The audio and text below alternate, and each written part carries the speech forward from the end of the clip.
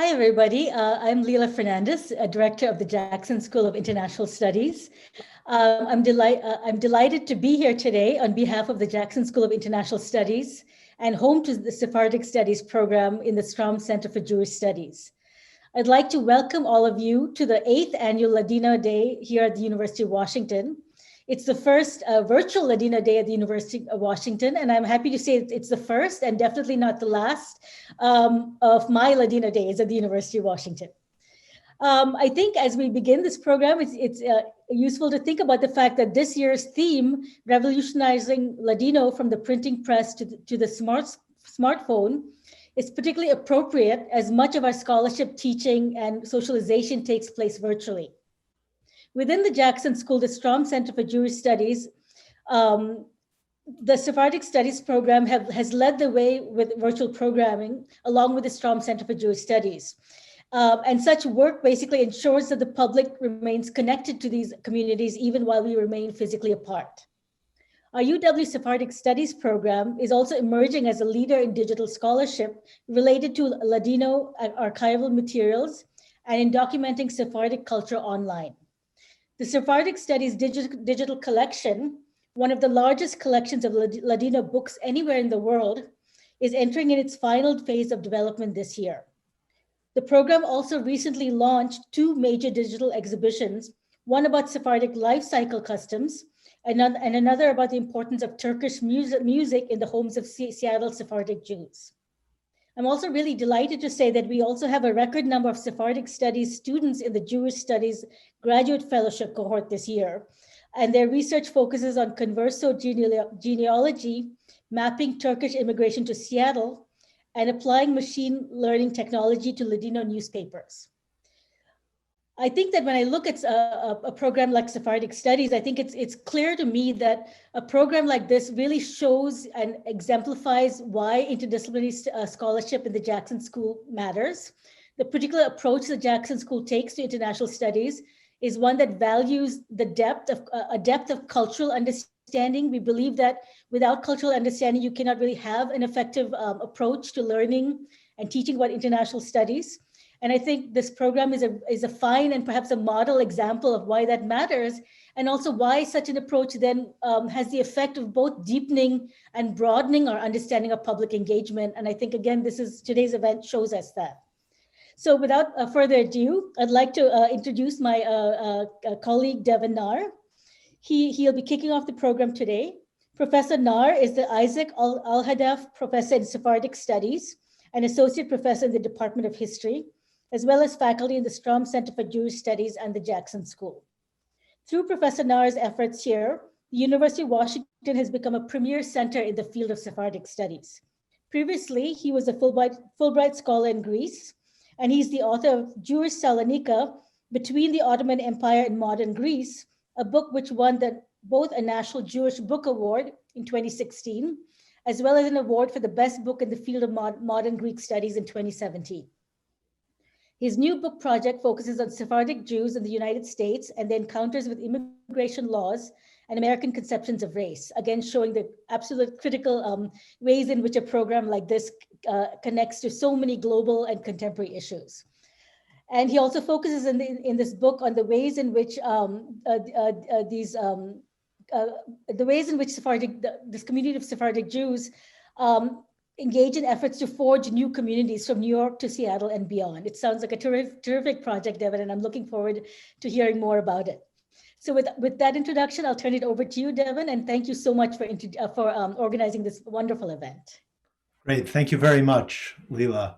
It's merci mucho, as we say. It's really wonderful to have you with us and have you as our new director of the Jackson School. And so pleased you could join us and welcome us all for Ladino Day 2020, our first Ladino Day, although our 8th.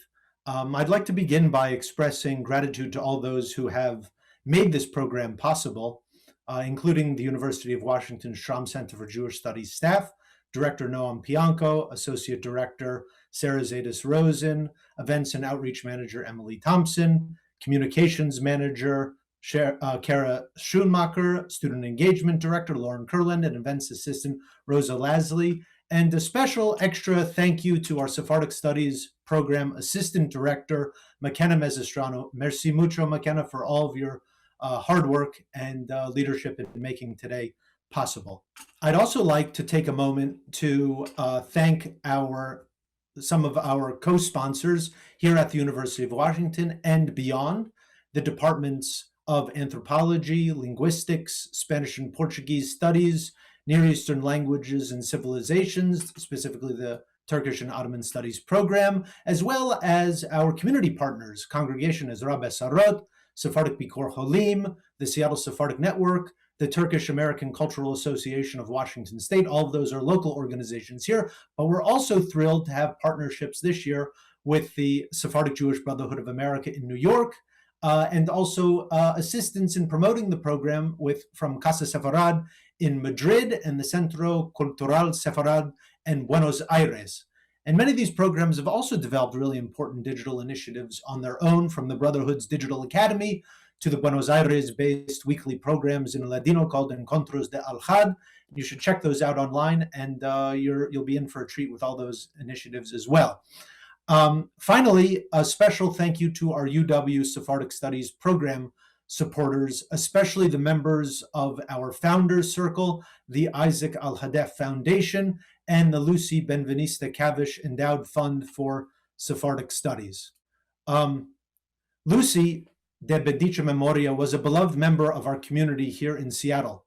Born in Elizabethville in the Belgian Congo to Jewish parents, Sephardic Jewish parents from the island of Rhodes. She is sorely missed, but I am really pleased that we can remember her and her passion for her Sephardic heritage every year on Ladino Day.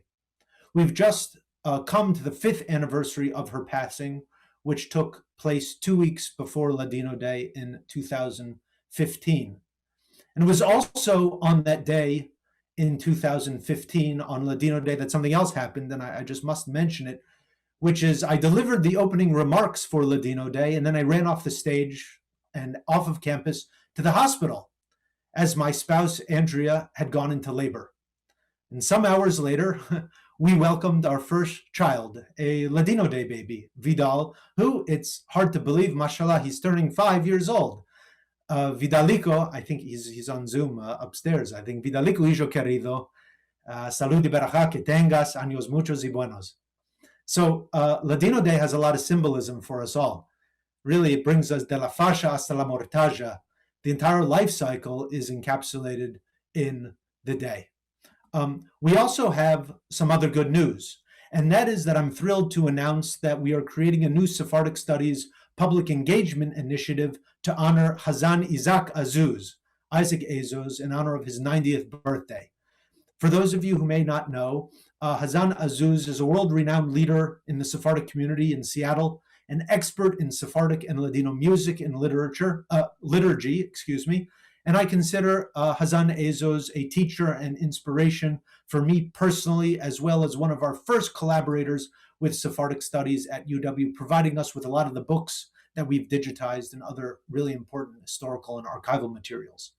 This new initiative, which has sprung as a result of the foresight of some friends and family, looks to create an major annual public event that would bring together scholars, artists, and thought leaders in Sephardic studies, and also create some really robust new digital projects in Sephardic culture, as well as Siker El Dio, the world's first Sephardic studies podcast. So if you'd like to get involved in this initiative, we've got a little bit of ways to go until we reach our need. Please reach out. Finally, we miss a lot not being in person this year. There are no delicious borrecas or yapraques or bizcochos to snack on afterwards, but we're also missing the participation of the Ladineros, which is a group of Seattle Ladino aficionados, which is led by Hazzan Azuz, and Lucy Benveniste Cavish was also a member of the group. And they've participated every year in the previous Ladino days by singing Ladino songs, telling Ladino stories, or even performing a Ladino folktale on stage. You can see a picture of that right there. And so in lieu of their participation, McKenna Mezestrano developed a really novel and innovative idea to create an online exhibition in their honor. And you can see the website there. I encourage you to check it out. It's called Avlando con los Ladineros, Speaking with the Ladineros. And that's a collaboration between UW graduate students and the Ladineros, who in videotaped interviews reflect on the role and meaning of Ladino in their lives as the last generation, really, of Seattle's native Ladino speakers, or for some native Ladino listeners. So a special thanks to our students, Oya Aktash, Kelsey Go, Owen Harris, and Abby Masarano, as well as our Ladineros, Regina and Vic Amira, Hazzan Isaac Azuz, Sylvia Azuz Angel, Al Shamaria, and Marlene Soriano Vinegar. So please check that out. Now, as Leela mentioned, today's program, or this morning's program, depending on where you are, Revolutionizing Ladino from the printing press to the smartphone, is an idea, you have to believe me, we had it well before the pandemic began and our entire world was remote, but I think it really is a timely kind of subject and has some really pressing insights to provide us. And we have now not only our local community joining with us, but we have over 530 people registered from all across the world. So bienvenidos a todos. So what we're going to do now is we are going to, I'm going to introduce our two guest speakers, and then I'm going to give a little bit of a background on the Ladino press as a starting point, and then we're going to open it for a dialogue with our two guests, and we're going to get a little technology demonstration, and then we're going to open it up for Q&A. Our first guest is a good friend and really a celebrity in the world of Ladino language activism, Rachel Amado Bortnick. Born and raised in Izmir in Turkey, Rachel came to the United States in 1958 on a scholarship to Linwood College, now university, in St. Charles, Missouri, where she studied chemistry. She's lived in Holland, Israel, and several cities across the United States, and has been in Dallas since 1988. She taught English for speakers of other languages for 35 years, a profession and a skill set that I suspect no doubt influenced her activism with Ladino.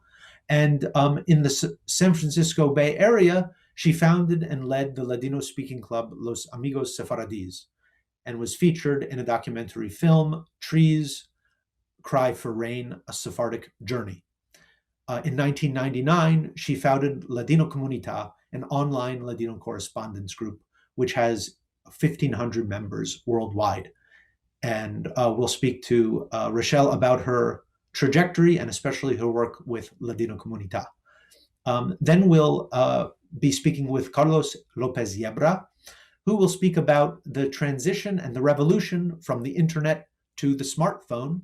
And he's a lecturer of Spanish at NYU and a research assistant in Judeo-Spanish at the University of Binghamton in the United Kingdom. And since 2017, he has been the head of Ladino 21, a community-based company devoted to online documentation, preservation, and promotion of Ladino in the 21st century.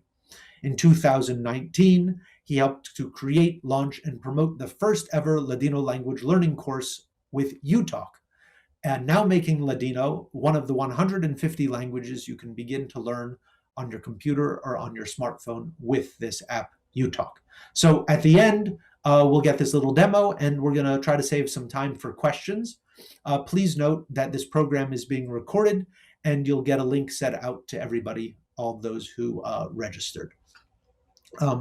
So I want to begin, actually, by acknowledging that the University of Washington sits atop the land of the Coast Salish peoples, whose land touches the shared waters of all tribes and bands within the Suquamish, the Tulalip, and the Muckleshoot nations.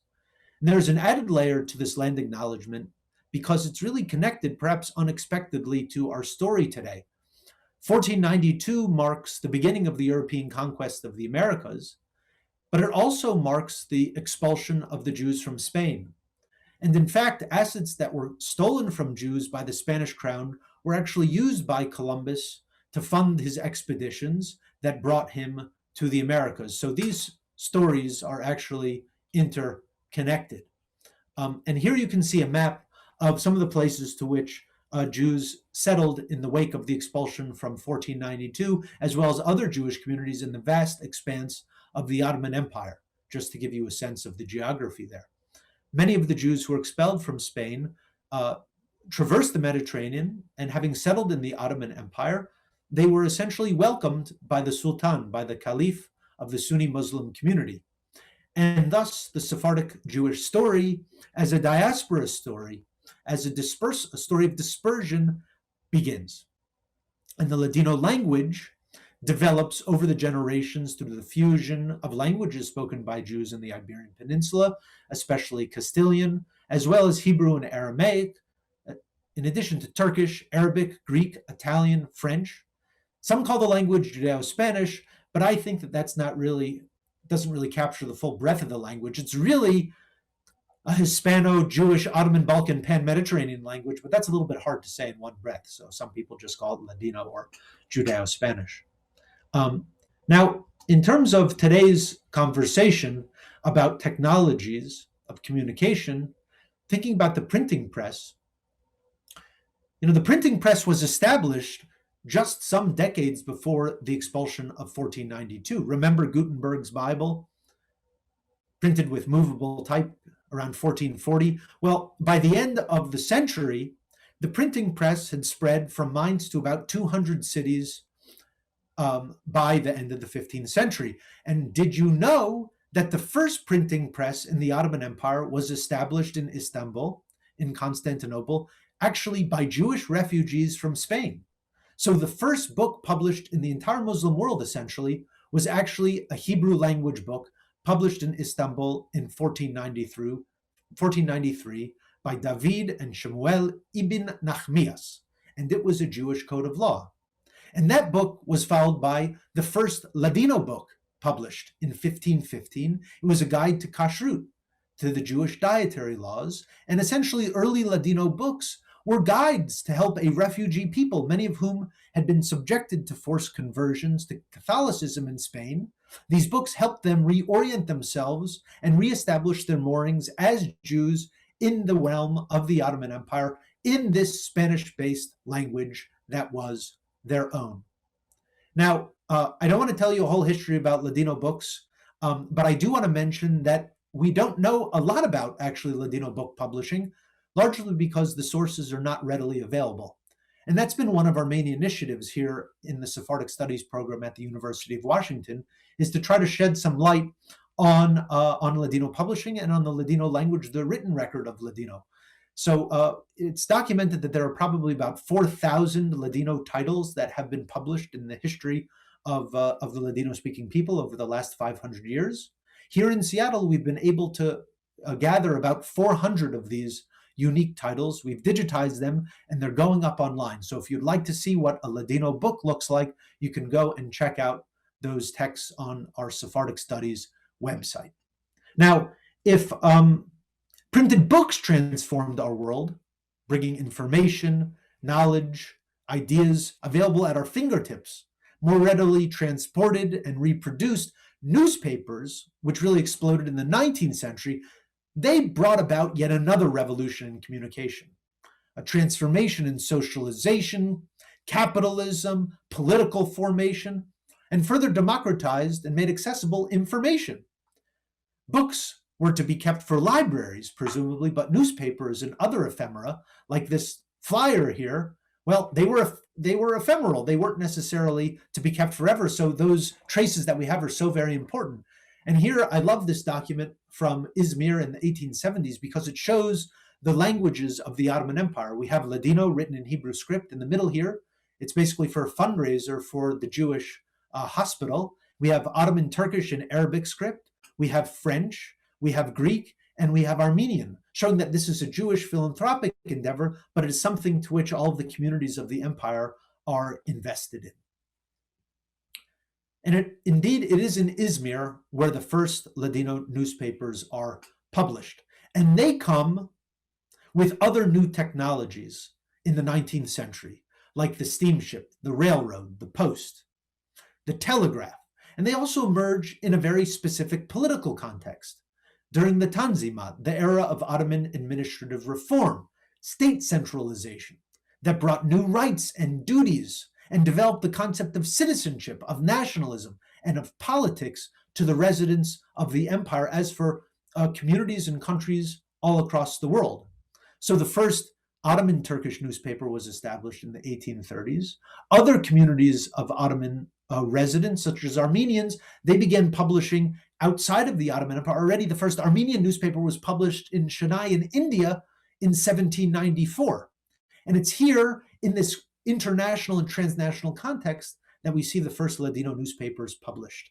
The first one being in Izmir. It is called Sha'arei Mizrach, Gates of East, and it was put out in 1845 in Izmir, which was a port city, by a gentleman by the name of Raphael Uziel, and he was of Italian Jewish background and had lived in London. So again, mobility and publishing are connected.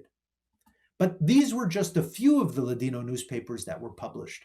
In the century of the height of Ladino publishing, approximately 300 Ladino newspapers saw light. They were all published in Hebrew letters.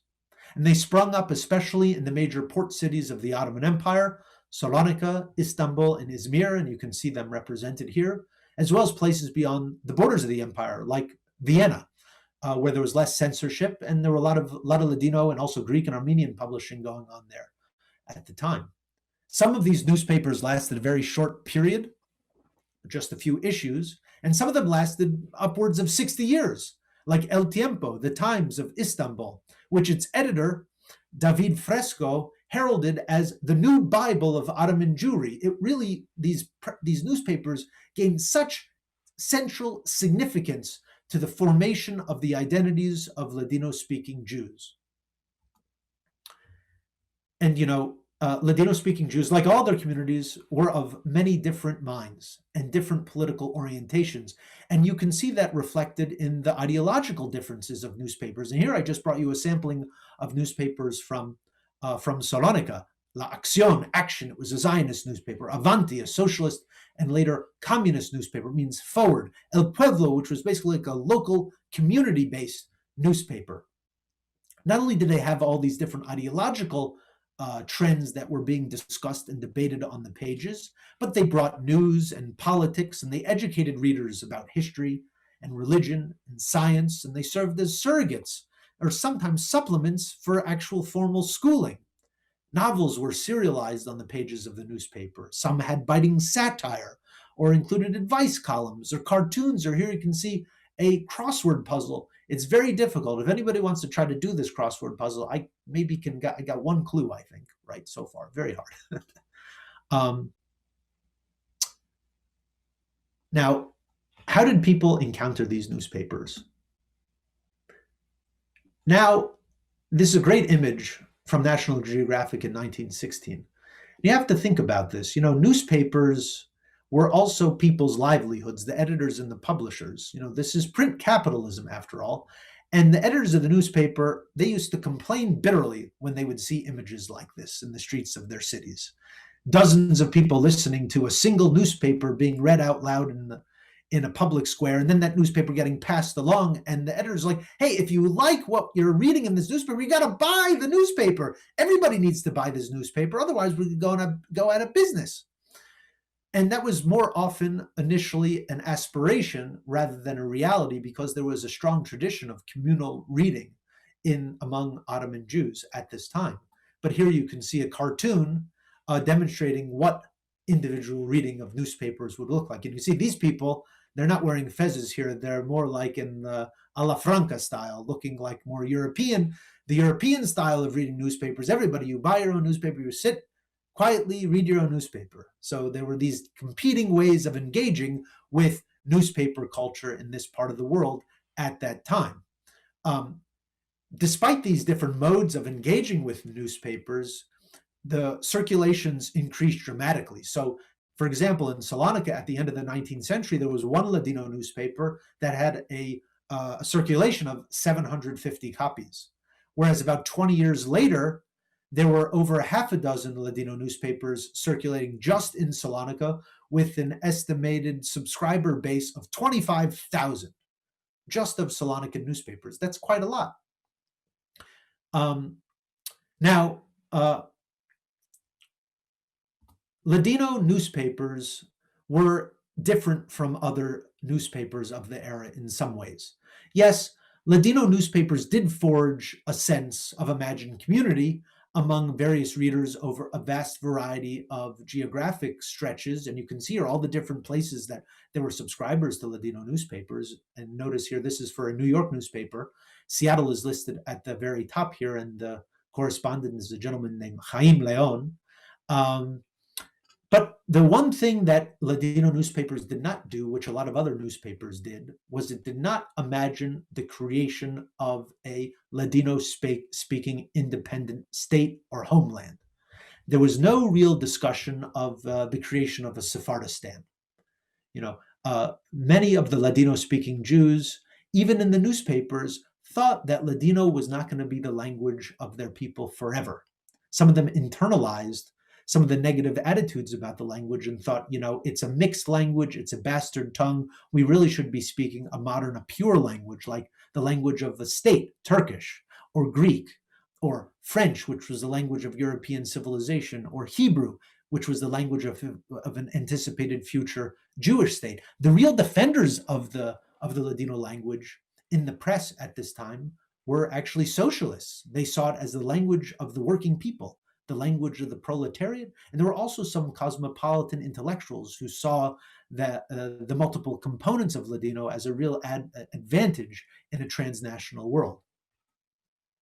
Now, Lavara in New York, and I'm going to wrap up here with Lavara, and we're going to take it to the next phase in our conversation.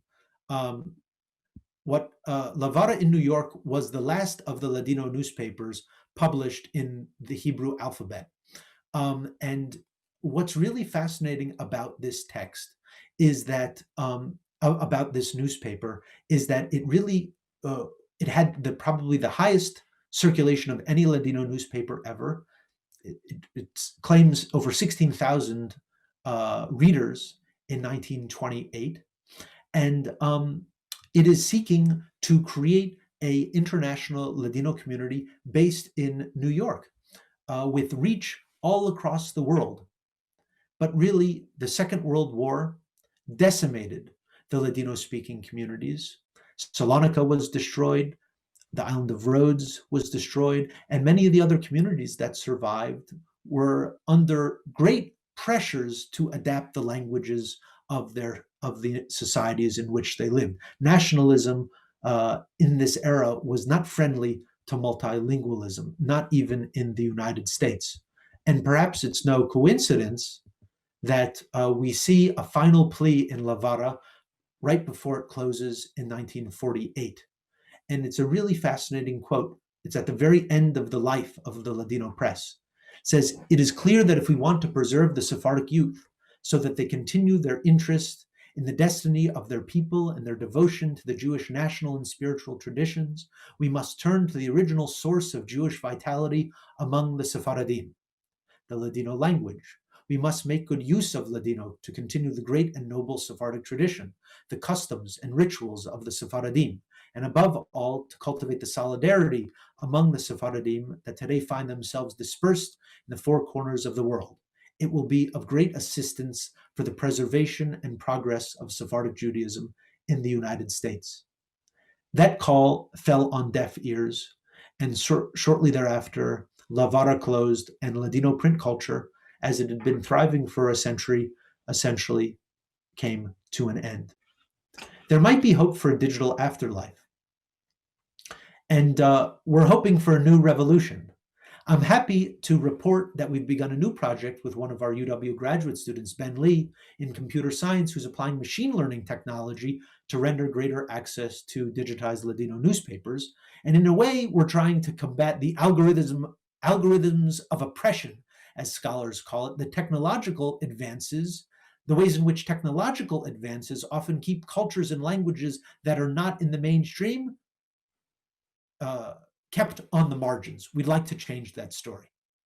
I'm also happy to announce that the University of Washington has joined a consortium that is developing the Jewish Historical Press, which is a major online repository of hundreds of Jewish newspapers in all languages, especially Hebrew and Yiddish, run by Tel Aviv University, the National Library of Israel, and with collaborators at NYU, the New York Public Library, Columbia, Harvard, and now, proudly, the University of Washington.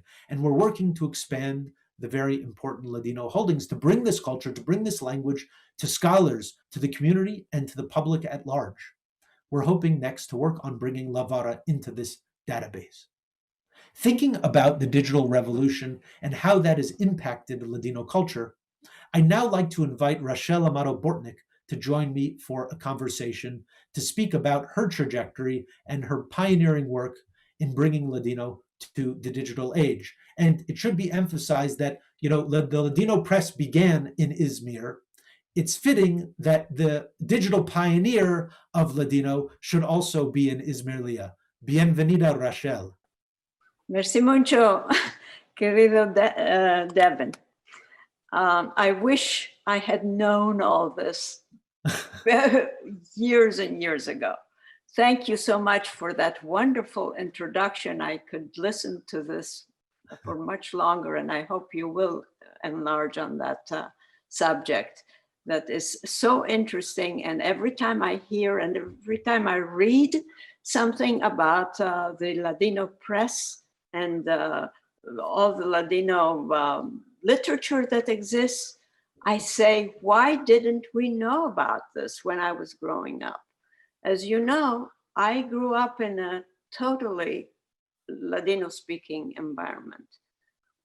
Contrary to maybe the people of Istanbul who seem to have,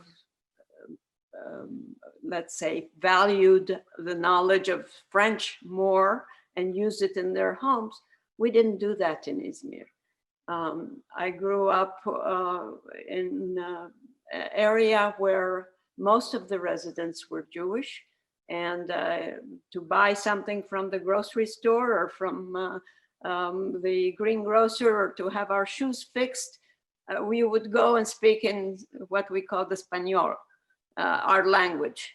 And all we knew was that Jews spoke Spanish. To tell you the truth, even the word Sephardic was not that well known. When I came to America, and as you said, I came to Middle America, and I found Jews who had never heard of people in Turkey being Jewish, or let alone speaking Spanish. I wrote to my father and said, how should I explain ourselves? They think we don't exist. The Jewish people here. And he says, just tell them that we are Sephardic Jews. And that's where when I learned to use the term Sephardic Jews. And still, I figured that all Sephardic Jews speak Ladino. And then I can talk. I have a very long life, so I can talk for a long time about my experiences with this kind of thing. Well, tell me, maybe, can you tell us, so, you were in the United States, in Missouri initially, and then in other parts, and you had, as we were speaking about this earlier, you really didn't encounter other Sephardic Jews for like 20 years. Right. And the Jews that you did encounter couldn't really believe that you were Jewish, being from Turkey and speaking Spanish.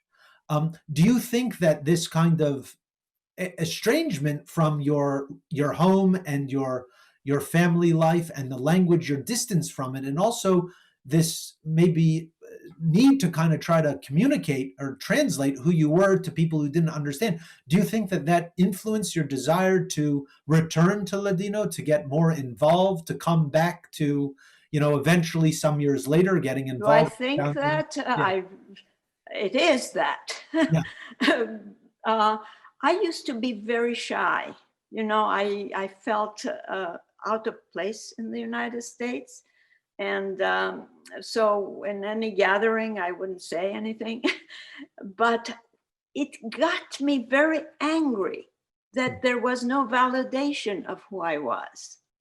And that is what brought me out, wanting to connect with people who knew something about my background. And so definitely it's especially after my parents died, and my father died in 73 and my mother in 76. And then my many aunts and uncles slowly started departing. And I had nobody to talk with or even to correspond. You know, in those days it was letters back and forth. Our house didn't even have a telephone. So with your parents, though, you wrote in Ladino, is that right? Only, and we only spoke in Ladino, and we only wrote in Ladino. Luckily, my father knew English. He was one of the few people in Izmir a few Jewish people, I imagine people in general, of his generation that knew English. And he was able to talk with my husband, who is monolingual in English. So, but it is, suddenly it seems like my native language was disappearing from my life. And I was really hungry for finding people who knew the language. And I really didn't find them until we moved to San Francisco in 1985. I mean, we moved in 82. But then, as you know, I founded Los Amigos Sefaradis in 1985 after, by sheer coincidence, I was a member of Hadassah, and I went to a Hadassah meeting because I didn't know anybody when we moved there. So I went to a Hadassah luncheon, and we're sitting, you know, probably over 100 people around tables. And at my table, there was somebody who we introduced ourselves, I think 10 people around. And the person sitting next to me introduced herself as Paulette Sevi. And she had an accent. And so I said to Paulette, "Are you French?" She said, "No, I'm from Greece, from Salonika." And I said, "Paulette, ¿hablas español?" Me dice, "Seguro." That was my in. And Paulette introduced me to her husband, Isaac, who was a Holocaust survivor and a beautiful singer who was active in the synagogue and doing some Hazzanut in Sephardic style, and also teaching others Ladino songs, and he sang beautifully. And anyway, they had a little circle of Holocaust survivors from Greece there. And then slowly I met a few other people, and I said, we have to practice our language and let people know that we exist and that that we're Jews, and that our language is just as valid as Yiddish. And that was the beginning of Los Amigos Sefaradis, yes. It sounds like you were able to really channel into something productive, that sense of alienation and anger, as you mentioned, and really make something out of it. Can you tell us how then you moved from being very involved in this circle that you created, Los Amigos Sefaradis, which was a group you met in person, of course. And then with burecas and fritadas and todo cada semana. But also I have to say that we also had a monthly meeting in each other's homes, but it got so much publicity that other people started getting interested, and we ended up doing public programs in English also. And as a matter of fact, I mentioned that the Spanish consul asked to talk to us, and we had a meeting at the Judah Magnus Museum with him. I wonder if maybe we could, you shared some wonderful documents, which maybe we could publish them for everybody to see, if you'd be open to it later on. We can talk. Sure, that would be great. Yeah, and the film was made because of that also. Can you tell us just briefly what you tried to do in the film, Trees Cried for Rain? Okay, the film is not really my doing. Yeah. One of the people happens to be an Ashkenazic Jewish lady, Bonnie Burt, who got interested and became a member of Los Amigos Separadis. She knew some Spanish and she was fascinated being Jewish. And she asked me, she said, you know, this is very interesting, and I'm starting to make a career out of making educational Jewish films, and I want to make the first one about your Sephardic culture. Only because she was a member of Los Amigos Separadis. Just coincidence. I mean, yeah, right. And I said, sure, of course. And so first she videotaped me and no, audio taped me. And then she said, I want to do a film. And she came with her film crew to my house, and that's how the movie happened. And she just said, just tell me what you told me before, you know, that kind of thing. I mean, it's interesting to see the way in which already the technology is shaping your life and engagement with Ladinos. So you have the in-person group, you have written correspondence, you know, with your parents. Separated. Always, yes. And after they died, even with my aunts and uncles and cousins and so on. And then film. Right. And then tell us, how do you get online? Tell us about the origin of Ladinokomunita. 1999. How did it come about? We moved to Dallas in 1989, and again I was alone. I mean, I knew no other Sephardic people here, and but I kept, of course, my association with Aki Yerushalayim and Moshe Shaul in Israel and all that was happening there. Magazine. Yeah, that was. And if you recall, in 1997 in Israel, they founded La Autoridad Nacional del Ladino y su Cultura. And in 1999, they organized an international conference to discuss how to spell the Ladino language, which, as you so wonderfully pointed out, was printed and written in Hebrew characters before my time, by the way. How to spell it in Latin characters, which is what we were all using. But I can show you letters from my mother where one word could be spelled 3 different ways in the same letter. You know, like Muncho could be the French way with OU and so on. In any case, this conference wanted to get us together with the experts from Spain and so on, to discuss how we can standardize this thing. By then, the magazine or the cultural review, Aki Yerushalayim, had already developed a standardized way of spelling, of writing Ladino in the Latin letters, which they were using for Aki Yerushalayim. But still in Istanbul, the Ladino was being printed with the Turkish characters, which were a little different. And by the way, which the Turkish alphabet is very amenable for reflecting the Ladino sounds.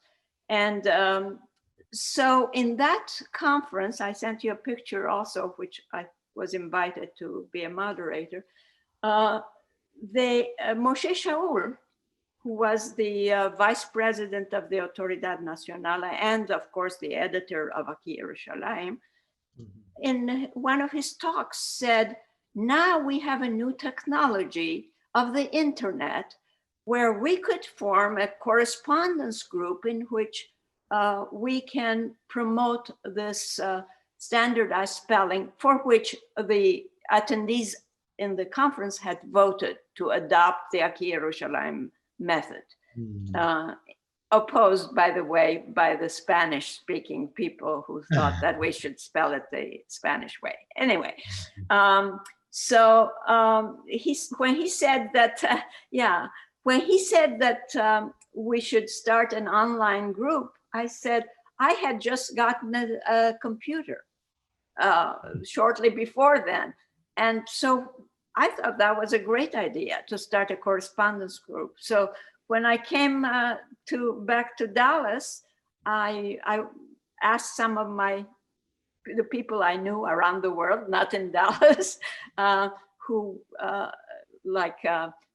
you were in St. Louis, and as you know, we lived in St. Louis. My friend Ross Cohen, and may he rest in peace, David Siman from Florida, the professor, and a few other people that I knew from Istanbul. I said, look, Moshe Shaul said that we could do this on the internet. Would you be willing, if I started something, would you be? And they were all very enthusiastic, and I must thank them for their support, but we didn't know where it would go. I mean, or how long it would continue or anything. Of course, I also got the technical support from FASAC, the Foundation for the Advancement of Sephardic Studies and Culture, and Bob Bedford and Joe Halio in particular. And so we made a logo and we just opened a thing. And in the first month, I was looking at the very oldest messages. We started with some online service called e-groups. Then we went to Yahoo groups. In any case, when we were with e-groups, one of our oldest messages was saying, how come we don't have more members yet? You know, like in the first month. Well, in the first year, we had 200. And I just thought that was fantastic. Well, as you know, we went up to, at the most, we had nearly 17,000. We're now down a little bit because so many, unfortunately, of our native speakers that were very active in the first 10 years or so are no longer with us. But what is very encouraging is that young people keep joining and keep joining in. So let me ask you this, which is, you know, how does that play out? You know, in terms of who the participants in Ladinokomunita are, and also not only do you have people of Sephardic background, Ladino speakers, but now there are many people of all different kinds of backgrounds who are interested in Ladino. So I guess my question for you is, how has Ladinokomunita actually transformed the Ladino community? Who does the language of Ladino belong to now? Excellent question.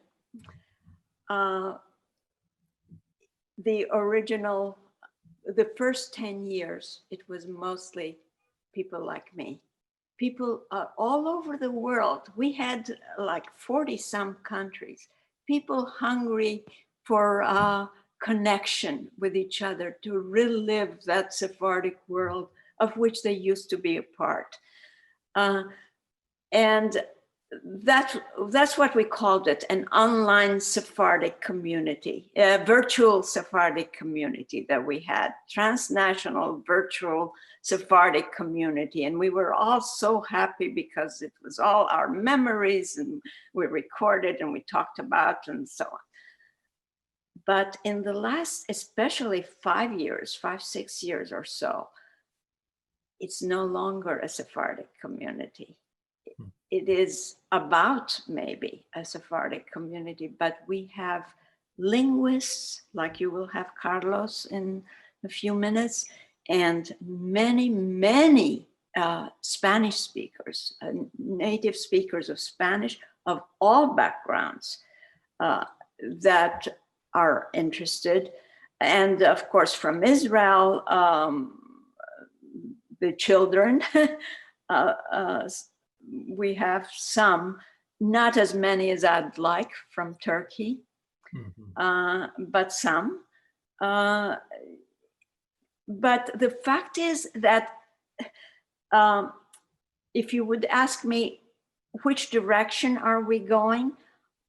At least as it is reflected on Ladinokomunita and also in other media. We have a lot of competition now, you know. We have Facebook. There are wonderful things going on in Facebook. And in the print media, we have El Amanecer, whereas people used to write their articles for Ladinokomunita, now they write for El Amanecer, you know, and in Israel, the Itahtut Yotzei Turkey has a website where they also write in Ladino, and WhatsApp groups and all that kind of thing is happening. The landscape and I see is expanding, yeah. Very much, very much. But we keep on, and people keep joining, and so the language, I would say, will continue for a long time, and I can say this with more certainty since the pandemic began, because of all these Zoom gatherings and everything that I see and I watch and participate and listen to. I mean, most of them are about Sephardic culture or Ladino. Yeah. It's amazing, but the language itself, I will no longer be just a Jewish language. It will be an international language. I like your term, the afterlife, because as you know, people had said years ago that Ladino was dead and was not worth preserving and is not. I'll tell you, as a plug for Ladino, anybody who's from this background should learn this language. It is such a useful, first of all, it's extremely useful. I mean, you can get by in Spain and in all of the Spanish-speaking world. But on top of that, it is so beautiful in that it is transnational. It incorporates, it's tolerant of all the languages that will have come into it. And it gives you an idea of all these other languages that are in it because you learn it. And so now it has become an international language, sort of the Esperanto that my father, may he rest in peace, used to espouse. You know, this is the natural Esperanto, yeah. It emerged organically, yeah. Right. And so the more I learned, as I told you, it was just my world, the language of my world.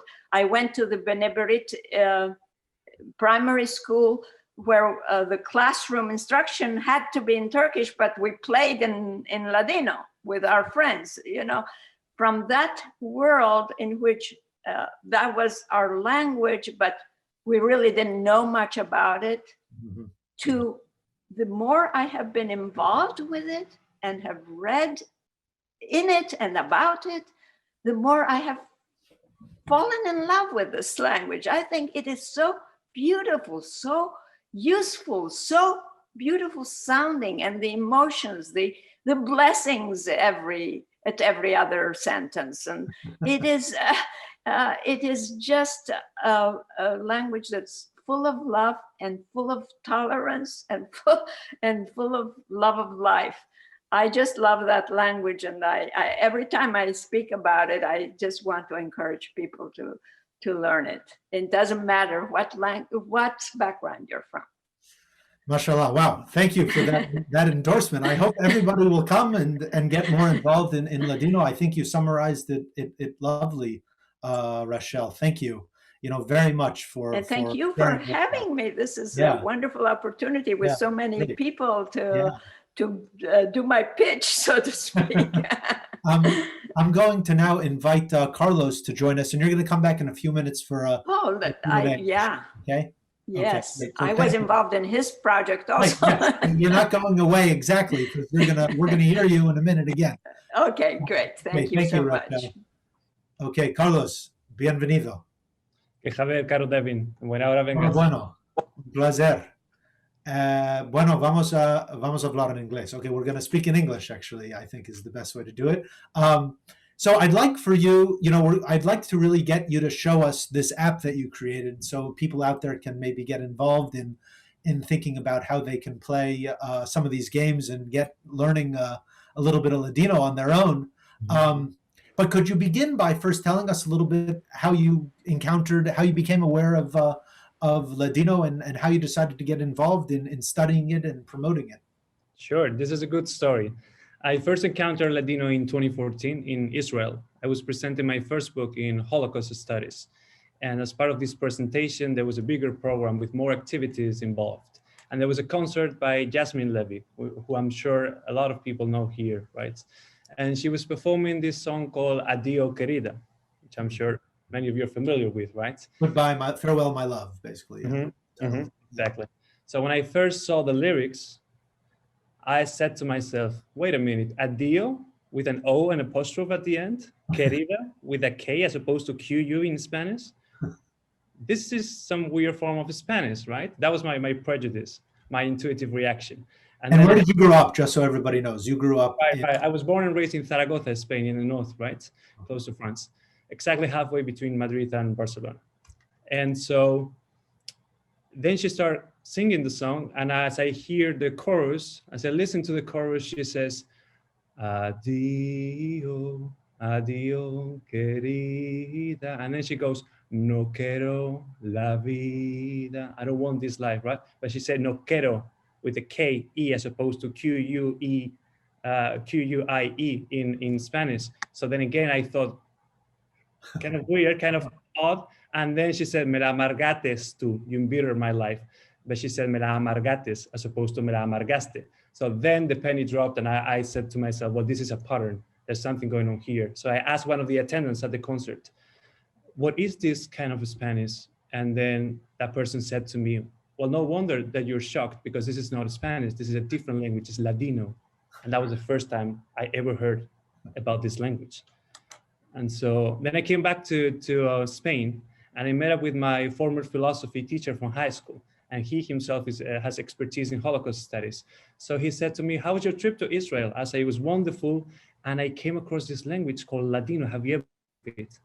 And then he said to me, of course, Ladino is the language spoken by the Jews who were expelled from the Iberian Peninsula at the end of the 15th century, you know. And I have something to tell you, Carlos, he said to me. I think there's a strong resemblance between your story and your journey and that of Sephardic Jews. I think you've been living abroad, he said to me, you've been living abroad for a decade now. You've been incorporating languages and cultural elements from the different territories where you have settled, however temporarily. In addition to this, you've learned many languages along the way, such as Serbian, Italian, French. Did you know that Ladino incorporates loan words and terms from all of these languages? You'll be able to recognize them. They also say aide, as in Serbian, etc. Yeah. And then what's more, he said to me, although both your story and that of Sephardic Jews begins in Spain, we wouldn't be able to make sense of it if we reduce that story and that journey to just the Iberian Peninsula. So I think you have to look into this and see some family resemblance, see what you think. So I went back home and then I went on Google. It was lunchtime, but at that point I wasn't even hungry anymore. I was just hungry for knowledge. I had to know what this was because there were so many parallels. Wow. So I was thrilled. Mm-hmm. Yeah, so I mean, it's in just 6 years, you know, you've really devoted yourself to this language and really trying to promote the language and provide ways to analyze it and think about it and contextualize it, and also to bring it to broader audiences. So maybe could you tell us about this, about Ladino 21, Ladino 21?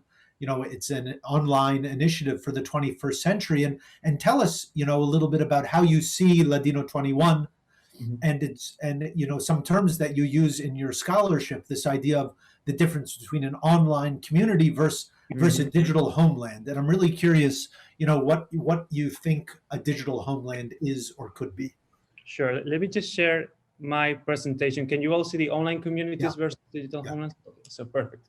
So I think it's important to understand Ladino 21 within the broader context of Ladino on the internet, right? And so in 2010, we had a seminal article published by Michael Held, a Ladino professor in Israel.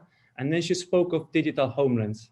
She said, Well, in the 21st century, we have virtual spaces being created where Sephardic Jews can gather and have a common land in absence of a physical land to which they all belong, in absence of Sephardic stan, as you said in your presentation, right? We create this ersatz, this replacement, which is a virtual community, right? And then you have Ladinokomunita, the Ladino Culture Forum, Sephardi Muestro, many other platforms, right?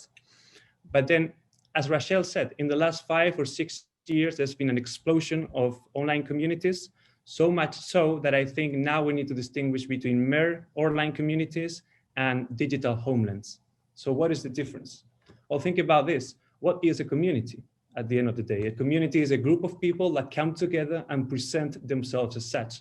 So there is the Sephardic community, Sephardic Jews that come together and present themselves as such.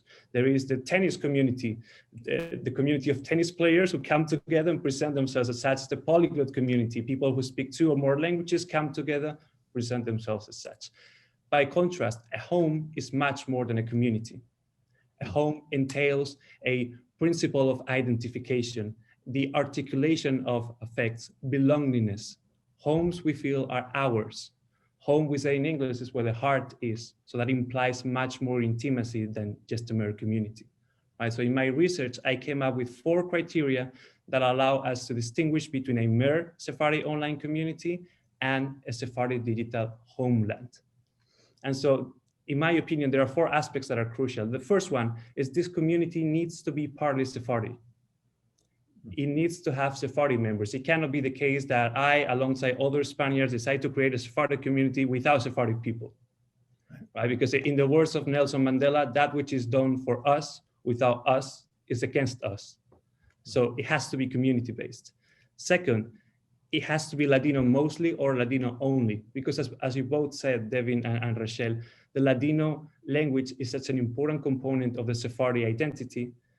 Fostering Sephardi communities in the 21st century requires us to strengthen Ladino. And the best way to do this is in Ladino, not just about Ladino. The third aspect is the interaction. Every member of that community needs to be able to communicate with the rest of the members if that community is going to evolve into a digital homeland. I've seen, for instance, many WhatsApp groups being created recently, but the problem with these is that sometimes only the admins are able to send messages to the rest of participants, but they in return cannot answer back, cannot express themselves. For us to create this diasporic intimacy, we need to be able to express ourselves and put our message across. And finally, name and place signatures. At some point, I need to know who is writing or speaking, what is the alcuña, what is the surname, and where is that person writing or speaking from? Because when you see at the end of Ladinokomunita emails, you say Rachel Amado Bortnick from Izmir, Turkey, writing from Dallas, Texas. Devin E, writing from Seattle, US. Carlos Yebra from Zaragoza, Spain, writing from New York. That creates a sense of community because those names have such a powerful resonance. And so they evoke the idea of Sepharad as an image that lives in our minds. And Ladino 21 is precisely this. Ladino 21 was born as a digital archive in 2017, because when I first arrived in New York, I met with Benny Aguado, Sephardim, who lives in the Bronx, and he taught me Solitreo and many other aspects about the Ladino culture. So I said to myself, I need to record his stories, his shakás, his cuentecicos, and so that everybody knows about this. I have to showcase this. And then from there, you branch it out to other people, to other Sephardim. And what we want to do is to become a major digital homeland of the global Sephardic community in the 21st century. That is our ultimate aspiration. So rather than just shooting a lot of films in one particular country or territory, we try to showcase a little bit of how Ladino is spoken in the 21st century across the globe. Fantastic. So do you think, what is the future of Ladino digital homelands or Sephardic digital homelands? Right. So there are many aspects that are different in the second decade of the 21st century versus the first decade.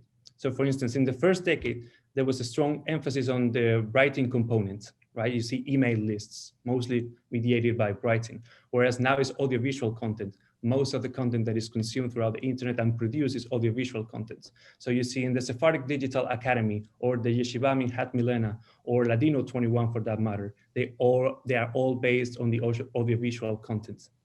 And then again, what Rachel said is going to become a more globalized and more international language, as opposed to having any exclusive affiliation to a certain land or state. It's going to be a transnational approach. And what about, I'm thinking about, my kids, I'm trying to, I'm not a native Ladino speaker. It's a grandparent language, for me, but I've worked really hard, and for half my life now to try to learn or reclaim the language. I'm trying to speak it to my children, but, they still want to watch cartoons once in a while, or, like when are we going to get Ladino, TV programs and films and picture books? I mean, I feel like I recently found out that it's probably true that my family is the only family in the entire United States in which children are being spoken to in Ladino. And that's a very daunting and overwhelming kind of thing. It sounds really like it can't be even true, but I think it is. But the thing is, like, how am I supposed to do this? First of all, if there's anybody out there that wants to speak to their kids in Ladino, come and talk to me. But I need the tools. Like, where do I get, the cartoons in Ladino? Who's going to do that? Mm-hmm. Great question. I think the severity of the digital generation gap is a key component that we need to acknowledge and to address in order to strengthen Ladino in the 21st century.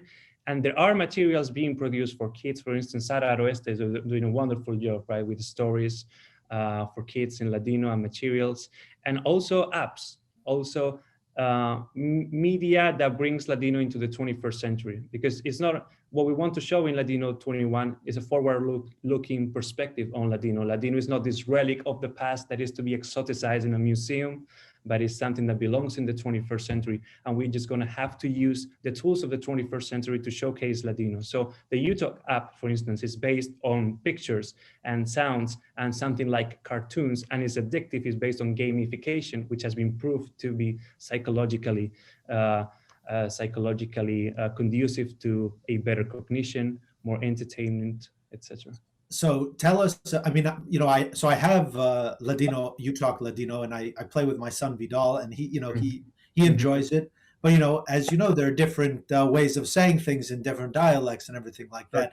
So we have some interesting discussions. Well, just like in British English, they say it like that. And in New York, they say it like this. In Los Angeles or the South, they say it differently, let's say. So it's a really interesting conversation. But can you tell us about, why don't you show us? Why don't you go ahead and show us uTalk Ladino? Maybe could you go ahead? I'm going to say a few words and then I'll go on with the demo. Great. That's all right. So with the uTalk application, both with uTalk and Ladino 21, when I started, I had this naive conception that you can just describe the language and have a hands-off approach, as opposed to saying how the language should be spoken and written. But as the years went by, I realized it's impossible to keep the two separate. And so when you try to describe the language, you're already participating in prescribing the language. So for instance, for uTalk, we had to decide how to name the course. Is it a Ladino course? Is it a Judeo-Spanish course? Judesmo course, Españolit? It cannot have 7 names. We have to make it a choice.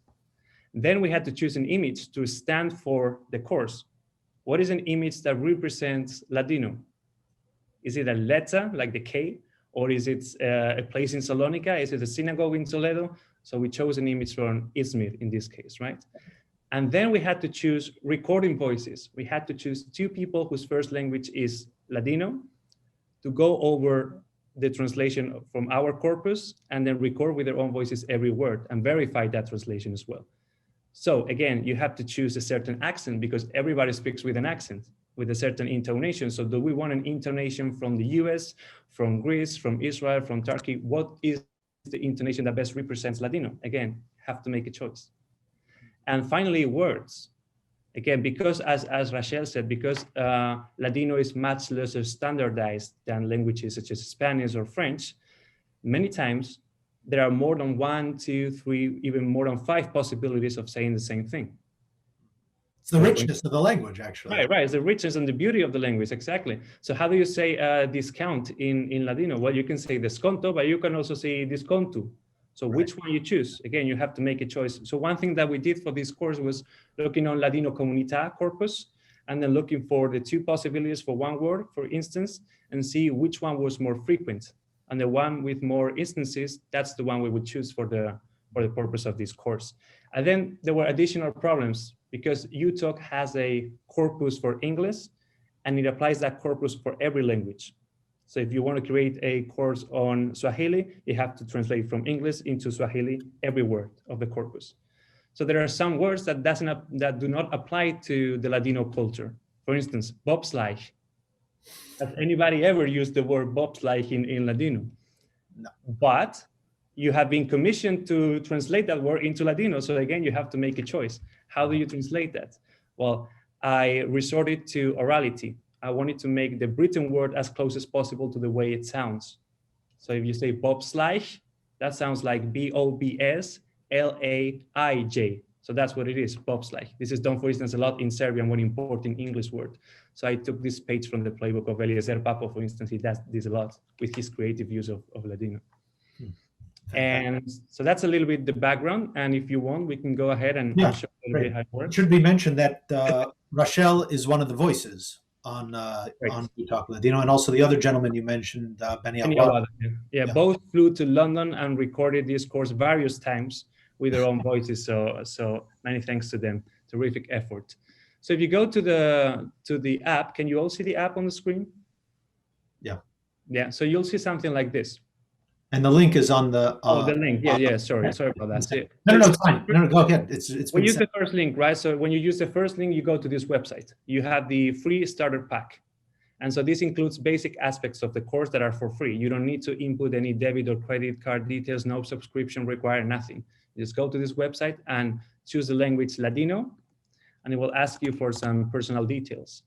So you can see name, email, password, you input those, you click here and you download the app. As simple as that, for free. And then once you do that, you go to the app, you launch the app, and you'll see something like this. You'll see all the courses that uTalk has to offer, which are 150 approximately in all these languages. And again, you just look for Ladino, it's here, you click, and then you can do a number of basic exercises with this free version, including the free starter words. So you click here and you find a number of activities. Memory games, puzzles, again, where you were asking me concerning, how do I get Vidalico to practice more Ladino? This is designed especially for this kind of context, where the older generation wants to teach the younger generation through games, for instance. And so let's practice, for instance, phrase practice. Yeah? Phrase practice is very interesting because you can hear both Rachel and Benny pronouncing words in Ladino, and you can compare your pronunciation with their pronunciation. And that way you can improve and get closer to that standard. Buenos días. So see, for instance, that is Benny Aguado saying hello in Ladino. Buenos días. And that is Rachel. So if I want to compare my pronunciation, for instance, let's take another sentence. Quiero un café, por favor. Quiero un café, por favor. Okay, so I click here. Quiero un café, por favor. Quiero un café, por favor. And I compare it. Quiero un café, por favor. With Rachel. Play it again. Quiero un café, por favor. And I compare it with Benny. Quiero un café, por favor. Yeah. And I wonder if we can do this with some members of the audience, perhaps. Yeah, great. I think we have one of our graduate students has volunteered. Abby Masserano, are you there? I am. All right, so, you're going to be our test here. So this is what I'm going to do. I'm going to play a word, and when I say go, you pronounce that, okay? Okay. Just when I say go, okay. Toilette de mujeres. Okay, so that's the word, toilette de mujeres.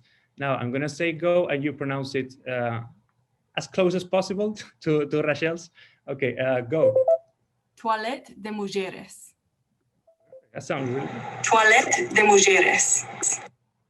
And now, Toilette de mujeres. Benny. See again, your voice. Yeah. Toilette de mujeres. And Rachel. Toilette de mujeres. It sounds pretty much the same, to be honest. So it's really, really close. Great. Thank you, Abby. Thank you so much, Avi. And so that's the first part of the course, right? The basics, the fundamentals. And then when you buy the entire course, which is fairly inexpensive, by the way, you get access to all of these other categories. You see how to use Ladino for cooking, fruits, vegetables, likes and dislikes, etc. Both words and sentences in context, sentences that you're bound to use in practical life. And so all of these sections are common to all of the courses on uTalk in every language. But there is one section that is exclusive to the Ladino course, which is a section devoted to names and territories and practices and customs that we associate to the Ladino culture. So let's play that, for instance, right? We can play a hard game on this. Don't test me. We need to match the phrase to the correct pictures, okay? So you can participate, Rachel can participate. Let's see. Caminos de Sefarad. Right, so we need to choose now which one is Caminos de Sefarad, which is an organization in Spain. That little like stone there, I think. There you go, there you go. Caminos de Sefarad. Those are all about Spain, yeah. Solitreo. Solitreo, yeah, we have the script here. Solitreo. Sí. The name of the Sephardic Hebrew. Meamlo es. Mm-hmm. The Meamlo is, for instance, right? Yeah. Meamlo es. Sí. This is all inside baseball here. You really have to know what you're doing. Yeah. Inside, yeah. So it's very specific. So those if you already have some insight, you can really get involved in here. Okay. And then once you're done with this, just the final aspect that I would like to mention about this course, beyond the audiovisual content, beyond gamification, what in my opinion makes this course unique in the 21st century and necessary is the fact that you can learn this from 140 plus different languages, including the main languages of the Sephardic diaspora, including Hebrew, Greek, Turkish, Spanish, French, etc. So this course includes a translation from the Ladino corpus into any other language. So you can learn Ladino from regardless of the language that you speak, basically. And this is unique in the 21st century when it comes to learning Ladino. Maravilloso. Wow. Mashallah. Thank you so much, Carlos. Thank you for sharing your path, your some scholarly insights, as well as this new technological innovation with uTalk Ladino and your initiative with Ladino 21. Really appreciative of that. And thanks again to Rachel as well. I'd like to bring Rachel back and let's open it up for questions. So we have, if you have some questions, please go ahead and type them in the Q&A box here.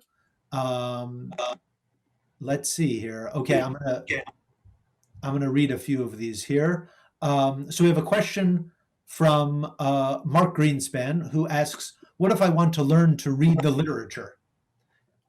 It's a great question. When are we going to get uTalk, or when are we need the next phase? I mean, maybe I could take a first stab at this, which is that one of our hopes is to have as much of the Ladino literature that has been published digitized and available online. That's one of our initiatives here at Sephardic Studies. And it's so fascinating the extent to which this literature, and I'm not talking about, I mean, there's religious literature like Me'am Loez, and there's liturgical texts and ethical texts and philosophical texts, but there's also rich literature of novels, both translated and also original novels.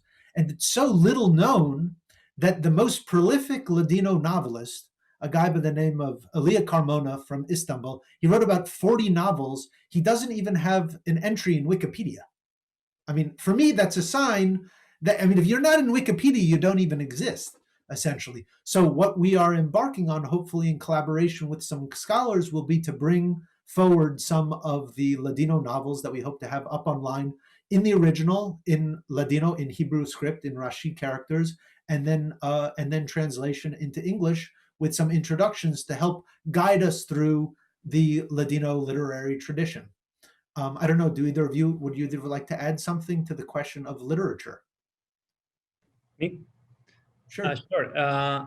I would say this. I would say it's important to understand what the purpose of this course is, the uTalk course, right? The purpose is to connect the younger and the older generation, is to expand Ladino globally, and it's to get people to a beginner to intermediate level in Ladino.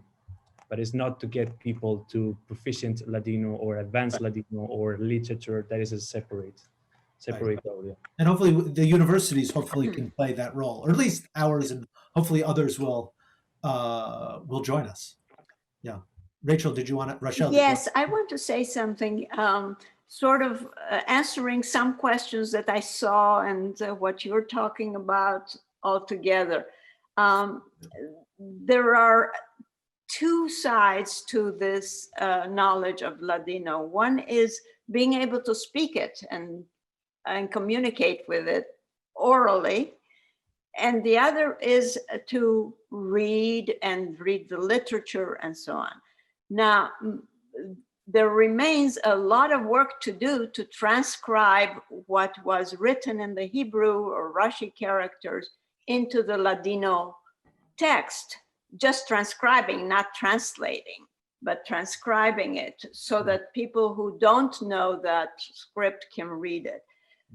So there is the question of writing and reading, whether in the Hebrew characters or in the Latin script. I would like to see a development for writing it. We need, number one, an online comprehensive dictionary.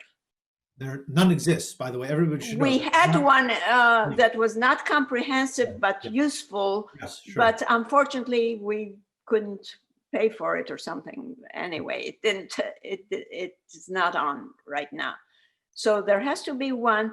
I would like to see autocorrect function, when you are writing, just like you have in English and Spanish and other languages that will automatically correct. Unfortunately, some people have started, I say unfortunately, the attempt is good to start to write in Ladino for Wikipedia, but the person who attempted it did not know the language and it's full of mistakes. So things like that, and we need many knowledgeable activists and young people who know technology to help in that aspect of it. So far as the people who have indicated that they'd like to learn the language, I recommend the courses. There's an upcoming course. We have already given some introductory courses via the Sephardic Brotherhood, and there's an upcoming course that will be offered again by the Sephardic Brotherhood, La Hermandad Sephardic, which will be taught by the wonderful Karen Gerson, the multi-talented. I mean, it will include songs, I assure you, with the wonderful knowledge and voice of Karen Gerson. So anybody who wants to learn it should contact the Sephardic Brotherhood. We did also have a Ladino summer class this past year with Eunice, and we're hoping, we've been in discussion with our deans who've been very supportive and very interested, and there is a possibility that we might undertake a hire for a professor to teach Ladino language and culture. And, from my perspective, I think the parallel is thinking about Turkish. A whole generation, the last 100 years of people growing up in Turkey are cut off from their literature and their history because of the alphabet reform that took place. So, Turkish used to be written in Arabic letters, just like Ladino used to be written in Hebrew letters. And as part of the modernization effort in Turkey, they switched to the Latin alphabet. And suddenly, overnight, people could no longer access their literature and their history. Same thing has happened in Ladino. So we're cut off. And so for me, it's important to be able to, have the access in Latin script, because that's what many people are more comfortable with. But in order to have a real deep engagement with the tradition and the texts, I'm not quite yet ready to give up on the Hebrew script, at least as a tool of connection across the generations. And so, that was something that we emphasized in our Ladino class, and it's also important for research from an academic perspective, because there, if you want to read this text and you want to read the documents and you want to read the literature, you have to have the Hebrew alphabet as a key component. I just follow up briefly on what Rachel said about the autocorrect, because this is so ironic. When you use Microsoft Word and you're typing in Ladino, Microsoft Word suggests autocorrections in Spanish, as if Destiny wanted to keep both together for the whole time. That's one of the, oh, sorry, go ahead. Go ahead. No, I was just going to say that a crucial step will be to incorporate Ladino in Google Translate, for instance. But for that to happen, Google Translate needs to have enough corpus of Ladino, which again goes back to the whole digitalization of literature. So all of these efforts are interconnected. Yeah, sorry, go ahead. One of the questions here was, what is the relationship between Ladino and Spanish? Does Spanish help with Ladino, or does it hinder one's access to Ladino? I would like to answer that one. Okay. Ladino helps to communicate in Spanish. We established that. However, as my mentor, Rabbi Yitzhak Yerushalmi or Jerusalmi used to say, modern Spanish will kill Ladino because it is so close that, and modern Spanish is so much more widely spoken that people who speak that language sort of get it mixed up, and then you end up using the modern Castilian word instead of the Ladino word, which we are seeing a lot happening. So we have to be very conscious of keeping those two apart. And it's not an easy task for Spanish speakers. It's very easy for us to learn Spanish, to pronounce the J as a H, and things like that. But for them to learn the sounds that don't exist in Castilian, that used to exist and that we still have, is a little difficult, as well as words, of course, from all these languages that we have. So there is a very close relationship, but you have to be very careful to keep the two languages apart. Great. Did you want to add something? To mention briefly that there is, to me, a key divide between the assimilationist perspective on Ladino and the autonomist perspective on it. And whether consciously or not, every speaker of Ladino has a choice to make on whether they want to keep Ladino an autonomous language or an Osmanli language or a global language that is not reduced to Spanish, or assimilate it into Spanish, whether it's orthographically or pronunciation-wise, etc. So I think it's important to keep in mind this, Stephen. We are running out of time. Unfortunately, we have so many wonderful questions. I'm going to try to maybe just let's do one or two more, and they just keep coming in here. So maybe let's talk a little bit more about children, because there are a number of questions about children. What are people who maybe are not as crazy as me and Andrea and want to try to speak to their children in Ladino and try to speak this language? What are some of the other things that young people can do? We started to speak about them, and what needs to happen to develop a more robust curriculum? Somebody asks about Jewish schools, or maybe, I don't know, maybe even public schools in the United States. What do you think would need to happen in order for that kind of legitimacy to be brought to bear on the Ladino language, and to provide an infrastructure for young people and families to get more engaged with Ladino? Beyond, obviously, uTalk is a step, Ladinokomunita is a step. What needs to happen for there to be a more coordinated, maybe international endeavor? How does it work? You probably have ideas yourself, but it seems to me that I should say that people should not make the mistake that I made. And that is, if you know the language, not teach it to your children. That all of us of my generation are guilty of. Why didn't you teach it? Why didn't you teach it to your children? because I felt very out of place in the United States, and I didn't want my children to have this feeling of being, that's one, of being different from the other kids. And second, it's very hard when the other partner doesn't know the language to keep turning to the kids and speaking with one language and turning around and speaking to the father in another language. Yeah. So I just, both of these had the effect. But if I had to do it over again, I wouldn't care. I would really try it. So anybody who knows the language should make an effort to teach it. I think in this case, probably to their grandchildren, or great-grandchildren. And there has to be that will and that appreciation of our heritage. I would say if there are any nonos, nonas, or papus and vavas who want to talk to my children, we should set up some times to do that. I'd like to do that. Okay, all right, Rachel, I'm counting. Yeah, Carlos, you want to say? Very, very briefly that I think, language development programs are important. Sure, we need an infrastructure, but whether people choose to learn that language from childhood is also contingent on linguistic attitudes. It's Ladino a prestigious or desirable language in the 21st century? And if it's not, then how can we make it so? How can we make Ladino cool? And again, to me, just incorporate it as a vehicular language in platforms that are attractive to the youth. And also instant messagery, TikTok, Snapchat. Nobody's Snapchatting in Ladino. Why not?